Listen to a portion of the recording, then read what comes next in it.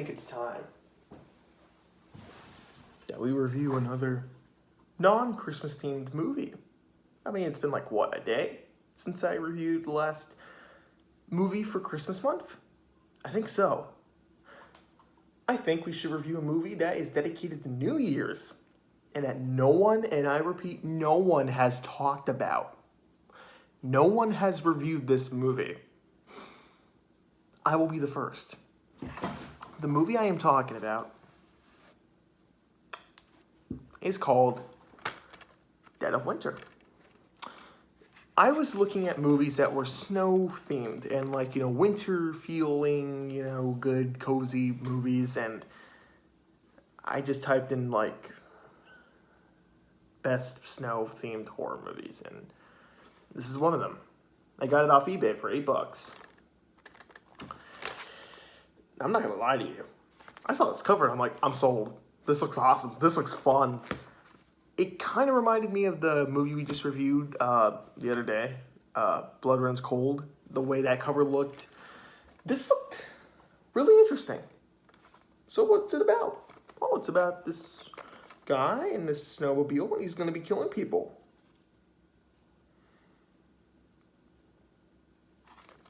No. That's not what this movie's about. This movie's totally something else. This movie, after leaving a New Year's Eve party, Kevin and Tiffany find themselves battling the elements as well as their inner demons as they try to make their way out of the deep forest. The movie is essentially about this couple.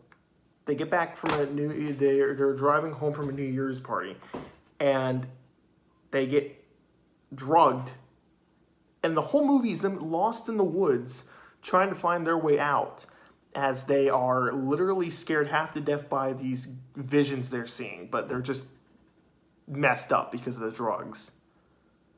Apparently, this film is supposed to be based on a true story. Yeah, I can see it.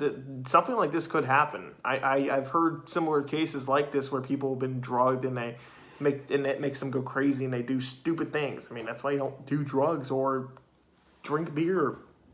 Don't do that, kids. Drink water.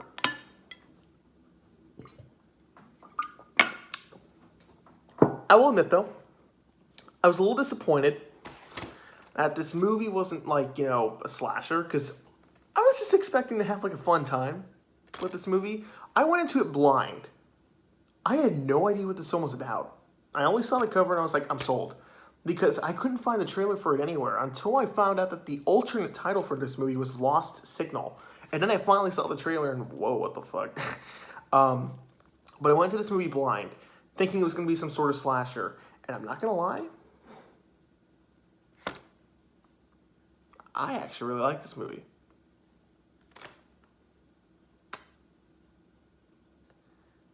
I'll definitely say it was different. I haven't seen a lot of films that do this kind of thing. I'm sure there have been movies that do this similar style and story, but I'm not going to lie to you.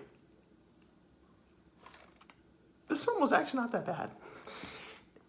Okay, so I don't know if you guys have seen the movie House of Fears from 2007. It's about this group of teenagers who break into a haunted house, and their fears come to life when they pick up the statue. One of the actresses who was in it, I think her name is Haley or something, or Sandra or Haley or whatever. She is in this movie, and just like in House of Fears, I thought she was very good.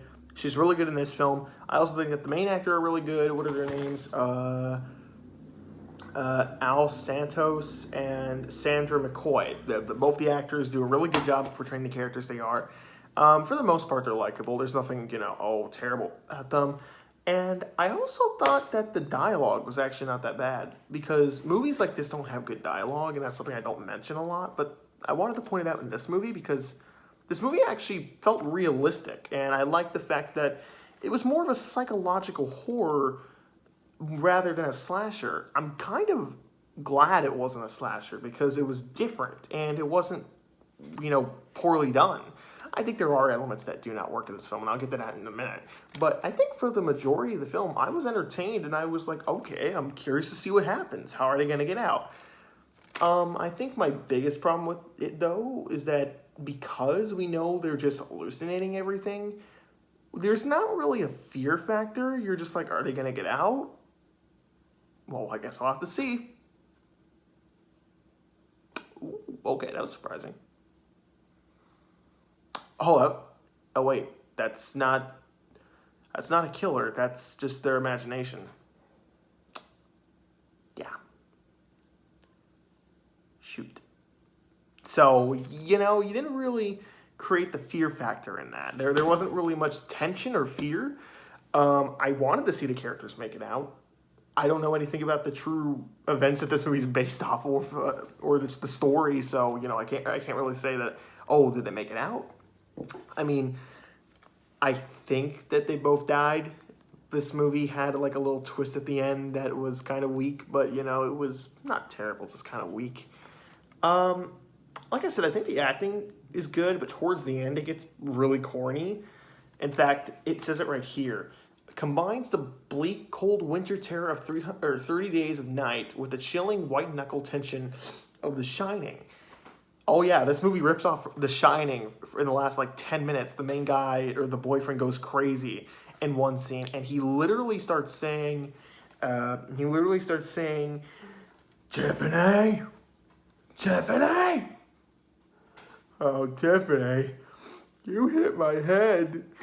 Oh, you hurt it badly. He literally starts quoting lines from The Shining, and at one point he says, I'm saying this stuff from the movie. You know the movie? And I'm like, yeah, buddy, I know the movie. It was very corny. It just was out of nowhere, and it didn't work, but I couldn't help but smile and just have a good time with it. I will say, though, the ending is pretty tense. Not intense like the ending of Blood Runs Cold, but it was pretty tense because I was like, okay, I care for this character, and I care for that character, and something's happening. Real danger, real fear, real threat is coming their way.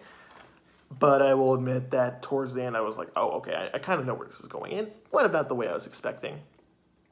So I think for the most part, I did enjoy this film. It was well shot, well acted for the most part, besides a few lines here and there that are kind of weird. But I think the film overall is just it's lacking the tension that I think the movie was trying to go for. But it kept my interest, so I can't say that it's bad for, not being tense. I don't know if that makes sense, but I think I enjoyed this movie. I did have a good time watching. I wasn't bored. I wasn't like, oh my god, this is I wanted to see what happened, and the movie delivered in the end. I think it's a good watch. I think people like this film. I don't know what the Rotten Tomato score or IMDb score is, but I don't really tend to care what those ratings are. I just mentioned them because a lot of people like the Rotten Tomato score. So, but I think you guys should check it out if you can find it. This movie's not on any streaming service. I got this off eBay, so I would give it a B-. It was a good watch. I probably wouldn't watch it again, but maybe I'll show a friend. So, yeah. You know what, guys? I think it's time we watch another snow movie that has nothing to do with Christmas, but fuck it. I'm having a fun time with these snow movies. Come on, Jack. We gotta go.